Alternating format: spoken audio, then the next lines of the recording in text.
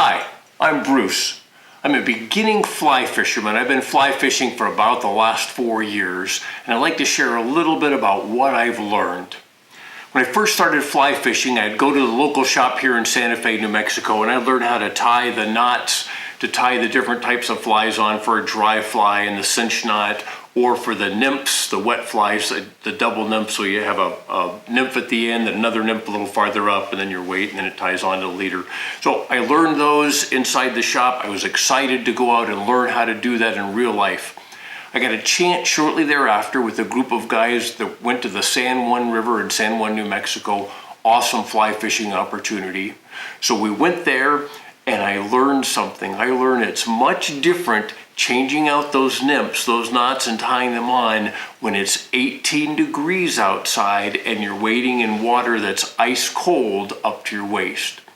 So I had to come up with a way where I could change out my line even though my fingers were numb.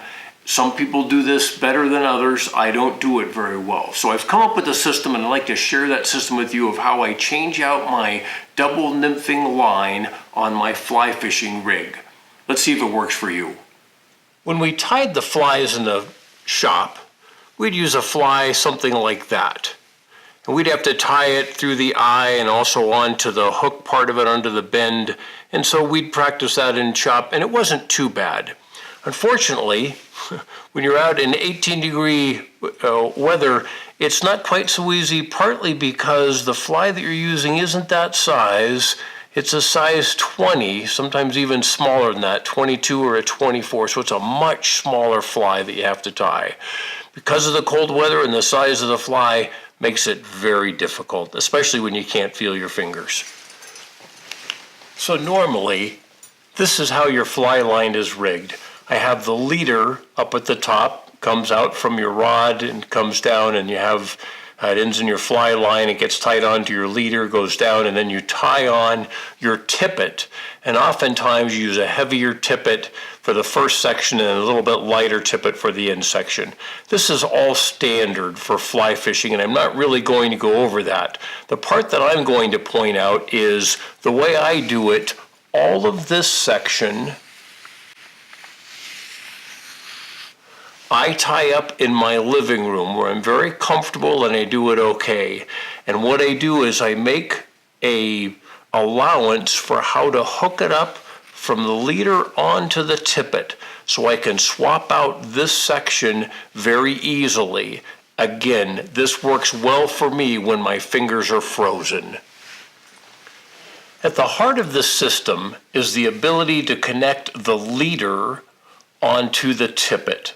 So the tippet's got the two nymphs and the weight that are tied. They go at the end of the line, and then you have the leader that's attached to the fly line itself. So for the leader, what I normally use, I use a furled leader. Different types of leader are fine. It has, at the very end of it, it has a little tippet ring. Here's another little package of tippet rings if you ever get a leader that doesn't have a tippet ring already built into it.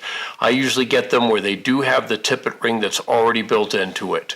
So that goes at the end of my leader, either tied on separately or it's already built into the leader, depending on the type of leader that you have. And then on the end of my tippet, I tie on a snap ring. These are size small. That's the snap ring. And that snap ring will snap onto the end of this tippet ring. And that's what will connect what's on my tippet onto what's on my leader. And that's at the heart of this system. So when it comes time to attach the tippet ring on the end of the leader with the snap ring at the end of the tippet, you simply take the snap ring, line it up, put it into the tippet ring, and pull. And then it snaps. And now at the end of my leader, my furled leader, if I follow it down, I come to my weight. A little farther below that, I have, in this case, a San Juan worm, and then I have my little nymph at the end too, a pheasant tail. So that's how I attach it. When I want to change, I'll use my hemostats. I will grab the tippet ring, the snap ring at the bend in it and pull off the tippet ring. Set that aside. I will get a different tippet that's already been set up in the comfort of my own living room. I will take the snap ring, snap it on, and now I'm all set up with a different configuration of nymphs that I may want to use. And that's really at the heart of this particular system. There's one more part to this system that I want to share. What I do when I finish tying up all of my tippets with all their nymphs on side of them is I wrap them onto one of these foam cores, and then I put them in this little case. I'll show you what that looks like. I'm going to take this one that I had tied up earlier, and I'm going to take the nymph that's on the very end of it, and I insert it into one of the sides of this foam core. Then I wrap it around.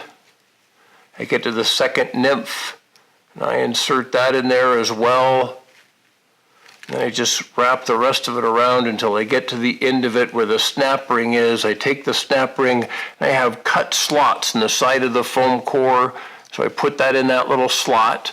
Then I take the second one and I put it inside of this little plastic case, close it, and now I can take two of these all pre-set up and ready to go. I put these in the front pocket of my waders, and it works out very well for me, especially when my hands are freezing cold.